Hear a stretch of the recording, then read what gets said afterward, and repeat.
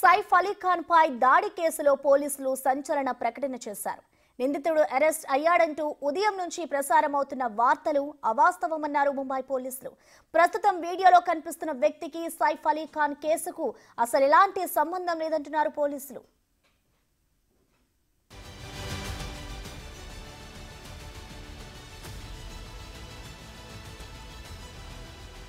మరోవైపు సైఫ్ పై నిందితుడు చాలా దారుణంగా దాడి చేసినట్టుగా తెలుస్తోంది. అతనికి సర్జరీ జరిగిన లీలావతి హాస్పిటల్ వైద్యులు సంచలన విషయాలను వెలుగులోకి తీసుకొచ్చారు. నిందితుడు కత్తితో పొడిచినప్పుడు అతని వెన్నెముకకు కేవలం 2 మిల్లీమీటర్ల దూరం వరకు వచ్చి ఆగిపోయినట్టుగా తేల్చారు పోలీసులు. అంతేకాదు సైఫ్ ఓ పులిలా హాస్పిటల్ కు నడుచుకుంటూ వచ్చాడంటూ ప్రశంసించారు. అతను రియల్ లైఫ్ లో మాత్రమే కాదు రియల్ లైఫ్ లో కూడా హీరో అంటూ పొగడ్తలు కురిపించారు.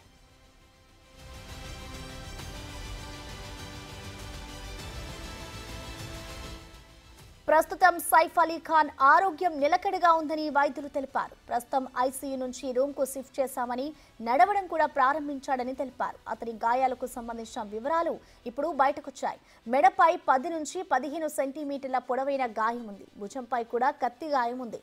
అతని వెన్నుపై మణికట్టుపై కూడా నిందితుడు పొడిచాడని వైద్యులు తెలిపారు.